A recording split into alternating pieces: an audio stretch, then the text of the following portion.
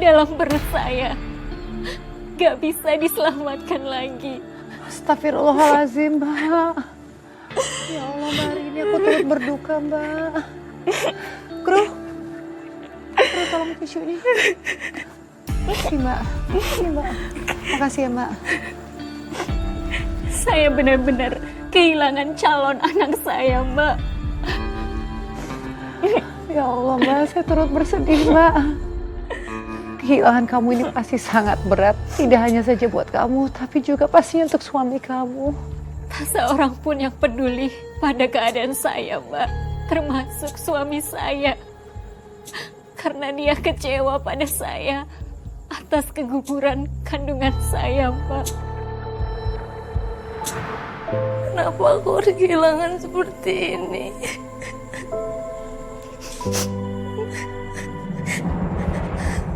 Arini, udah deh, jangan nangis mulu. Cepet masak, kita dapat orderan yang banyak nih. Gak bisa, Lid. Rasanya aku belum sanggup. Please deh Arini, kita mau makan apa kalau kamu sedih terus? Mendingan sekarang kamu kerja, alihin pikiran kamu biar kamu ke distract dan gak mikirin soal keguguran terus. Iya, Rini. Apa yang dikatakan oleh Lydia itu benar. Usaha catering kamu harus sukses. Udahlah, kamu tuh nggak usah terus-menerus menangisi keguguran kamu. Lagian itu salah kamu kan? Kamu teledor. Saya benar-benar kecewa mendengarkan kata-kata suami saya, Mbak. Dia mulai terpengaruh sama Lydia. Mungkin itu karena dia juga sangat sedih dengan kehilangan anak kami. Ini kenapa ya? Untungnya masih sedikit aja. Ini lagi banyak bil yang belum dibayar.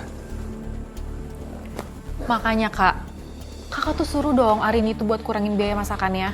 Gak usah lah pakai bahan-bahan organik segala, kemahalan. Lagian pelanggan dia juga mana mau bayar mahal-mahal.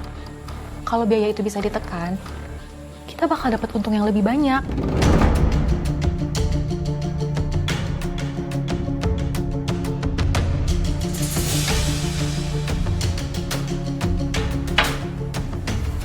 Maaf Mas, aku kan pernah bilang sama kamu, aku nggak bisa kalau harus ngurangin kualitas bahan Mas. Semua pelanggan juga udah tahu bahan apa yang aku pakai. Yang ada mereka komplain Mas. Untung kita dikit kan Mas. Karena bayar utangnya Lydia Mas.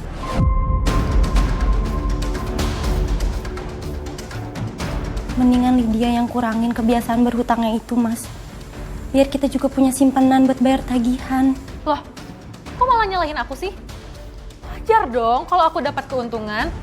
Kak Johan, dia tuh selalu mojokin aku karena aku tahu dia selalu naikin harga bahan masakan. Kalau aku yang belanja, pasti biayanya nggak sebesar itu, Kak. Lydia, kamu jangan fitnah aku kayak gitu, Lydia. Yaudah. Hari ini, mulai besok biar Lydia yang belanja ke pasar.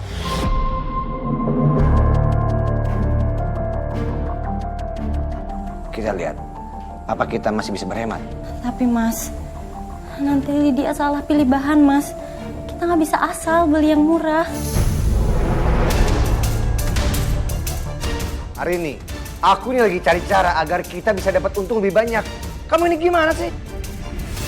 Mas, bukan gitu maksud aku. Gak ada. Pokoknya kamu harus turutin apa kata-kataku. Ngerti kamu?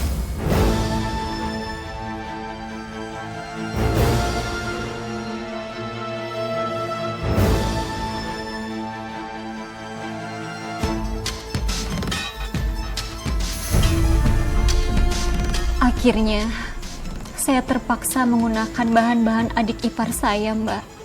Sesuai dugaan saya, bahan-bahan itu kualitasnya kurang bagus. Malah ada yang sudah nggak segar lagi, Mbak. Bumbu-bumbu pun terpaksa saya kurangi takarannya demi berhemat, seperti permintaan Mas Johan. Mereka sadar nggak sih bahwa kelakuan mereka itu kan membahayakan usaha yang sudah kamu bangun selama ini, Mbak Arini. Benar sekali, Mbak. Pelanggan saya satu persatu mulai mengeluh dan kecewa pada saya, Mbak. Saya kecewa banget ya. Saya pesen catering, kenapa rasanya nggak enak? Hah? Udah gitu nggak higienis lagi. Padahal ini kan buat arisan teman-teman saya. Mana banyak yang sakit perut lagi habis makan. Mbak Arini udah bikin saya malu, tahu nggak? Bu, asal ibu tahu ya, gak ada masalah kok sama masakan catering kita. Orang lain aja suka kok sama rasanya. Kalau soal higienis, jangan-jangan peralatan makan ibu tuh yang gak bersih. Makanya bikin sakit perut. Jadi gak usah so nyalahin masakan kita. Kamu nyalain saya? Udah jelas, itu sayurannya aja kurang segar.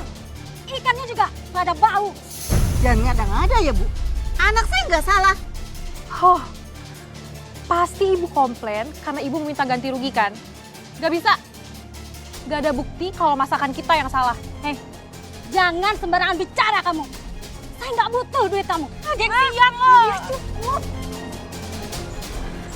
Bu, kami minta maaf ya Bu ya. Kami terima keluhan Ibu. Kedepannya kita bakal lebih baik lagi Bu. Hari ini, kamu denger ya. Pokoknya saya udah nggak mau lagi pesan catering dari kamu. Titik. Ibu. Ibu kan pelanggan saya dari lama Bu. Lo tuh ngapain sih pakai ngebujuk pelanggan segala? Mending kita cari pelanggan lain aja, beres kan? Gak segampang itu Lydia. Ini semua gak akan terjadi kalau kamu sama Mama gak nyuruh aku pakai bahan-bahan yang rendah kualitasnya. Terus kamu jadi nyalain Mama sama Lydia? Gitu? Nih hari ini udah mulai ngelunjak nih, Mah. Denger kan, Mah? Mah marahin aja, Mah. Ini ada apaan sih? Kenapa semuanya pada tegang? Ini nih, Kak. Arini tuh nyalahin aku sama Mama. Padahal yang dikomplain pelanggan catering itu dia. Hari ini, aku sudah bilang berkali-kali sama kamu. Jangan pernah bikin masalah sama Mama dan Lydia. Ngerti nggak sih kamu? Dan mulai hari ini, urusan catering akan diurus sama Mama dan Lydia. Ini catering aku Mas. Bisa sesukses ini karena jerih payah aku Mas. Aku gak akan biarin catering aku hancur Mas. Gebantah terus! Mas!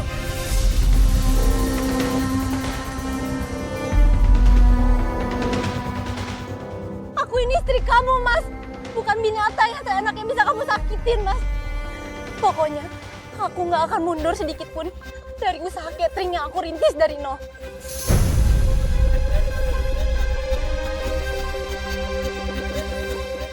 Saya salut, Mbak. Akhirnya kamu berani melawan. Dan kamu berani mempertahankan keinginan kamu di depan suami dan keluarganya.